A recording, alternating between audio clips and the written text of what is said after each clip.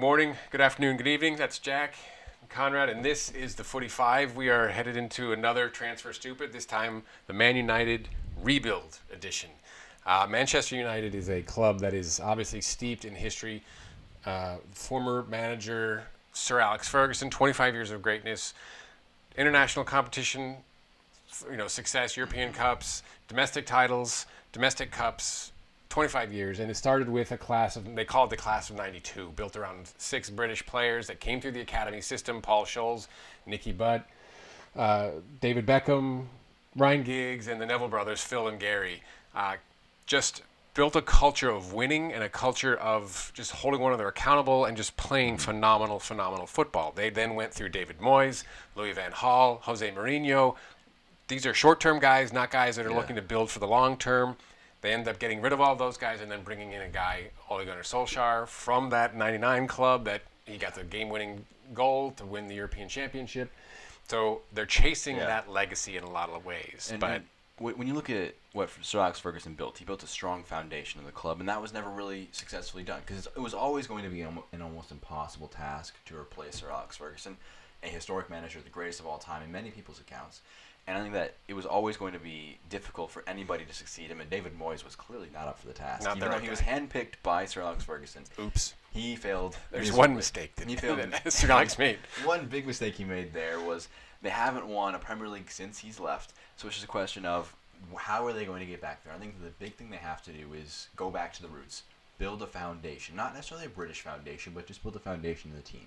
Center backs, a good, strong defense, and players who love to wear the shirt. That's one of the biggest things that you saw for United. Fluidity, attacking, Because especially in today's day and age, with the media always putting pressure for those clicks. Right now. A lot of managers put it on the hot seat probably quicker than they used to be. You need to be able to have the love of the fans to get away with it. Pochettino's loved by Spurs fans. Klopp loved by Liverpool fans. Guardiola, because of his success, is loved by Manchester City fans. And because of that, they're all given time when they're having failures. Yep. And Klopp was given multiple years to build them up. Pochettino was given them multiple years to build them up. And now, hopefully for United, for their sake, they give Solskjaer, their current manager, multiple years to build it up. I think one of the big things they could do would be to fix a defense that was porous last season. De Gea is the best goalkeeper in the world. I don't think last season's changed my mind on that, even though Allison, Black, Ederson, some names are being thrown up there into his contention.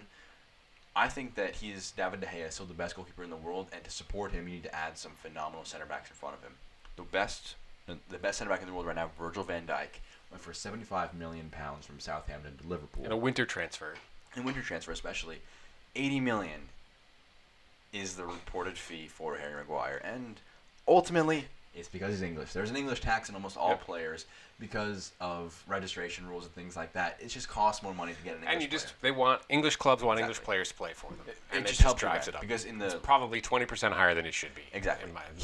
He is not better than Virgil van Dijk. No. Even United fans cannot make an argument that he's better than him, and that just means it's not a case of he's a bad signing for them. What he would offer. Solidity. Exactly. He would offer you an anchor at the back for multiple years, and this back line would be there for half a decade, and that's a big thing to have.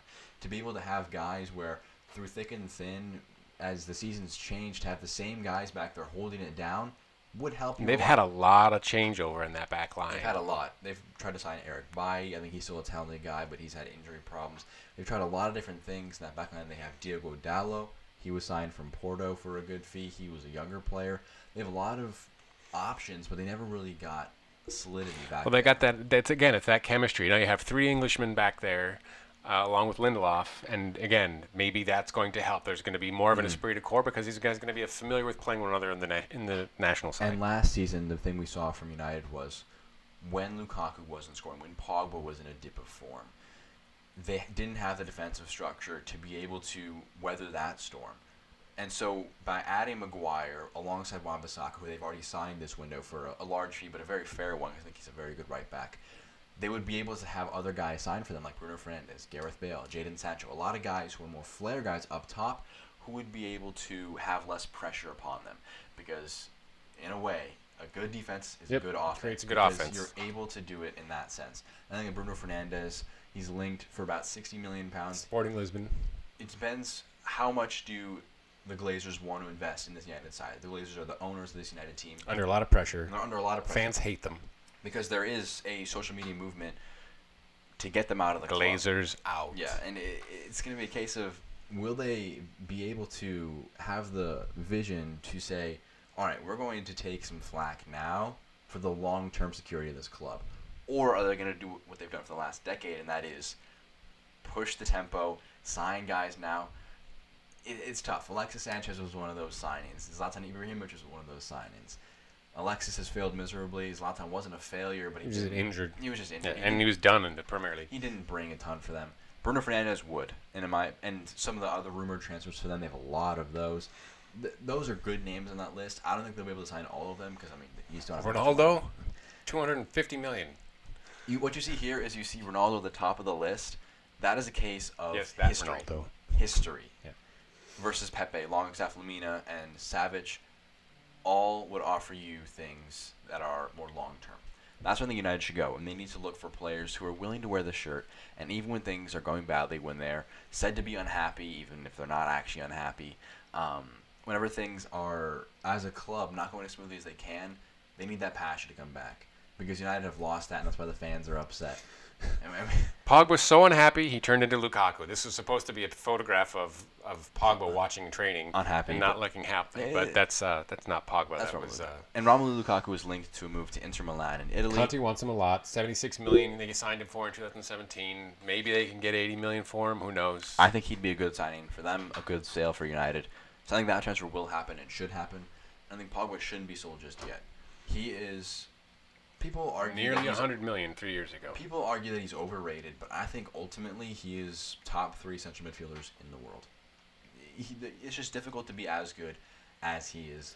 And I think Solskjaer got a lot out of him in the limited time that they had together last year. Mm-hmm. I mean, you saw what Pogba did when he pulled on that France shirt.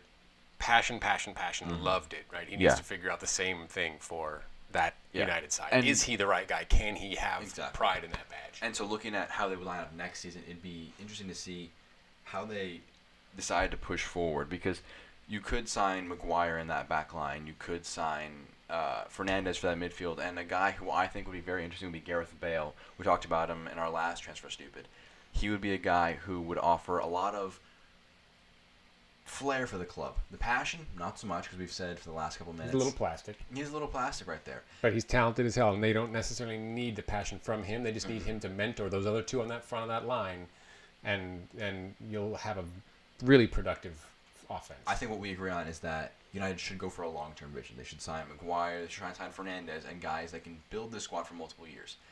What we're going to see from the Glazers in the next week, 2 weeks until the transfer deadline day, how much trust do they have in Solskjaer, and how much trust do they have in the faith of the fans in them? If they're going to sign a Gareth Bale, if they're going to sign some more Toby Alderweireld, who would be much cheaper but a much older option than Maguire, will they go for those guys, or will they go for the long-term ones? That will show how much faith they have in Solskjaer and how much faith they have in building United for multiple years. I think that they should go for the long-term plan. That will lead to more success down the road. But the question is, in 2019, can you afford to be bad? They've taken a lot of heat. They have taken a lot of heat. A long time. I mean, they haven't won anything since 11 or 12, right? So 6 years dry, 7 years dry. It's been a long time. United fans are not happy about it. And rightfully so. And it's going to be interesting to see how the Glazers and how Solskjaer deals with it. I think he's got the potential to do it. He just needs the faith of the managers, or his ownership. Well, I mean, they brought him in to kind of take some heat off of him because he reminds that fan base of those 90s teams. Exactly. And I think he's got the right approach. I think he's got the right attitude, and I think he's got the right philosophy in building that club, because it very much fits what United are trying to do, what City tried to do, what Liverpool are trying to do, which is build out from the back, play dynamically in the midfield, solidity, and then have a crazy front three that can just fill it up. That's been the formula that's worked for multiple years, and I think that they are going to need more time to build that, because they've just been so dysfunctional in so many years. But they have the potential to get there. It all honestly comes down to the Glazers, and it's very rare you can say the ownership decides the fortune of a team, but this is kind of the case for Manchester United now. All right, that's it for our rebuild of Man United. Next up will be some conversation around some of the newly promoted clubs. So for Jack, Conrad, again, this has been the 45. Please give us a subscribe and a like. We appreciate it. Take care. Good night.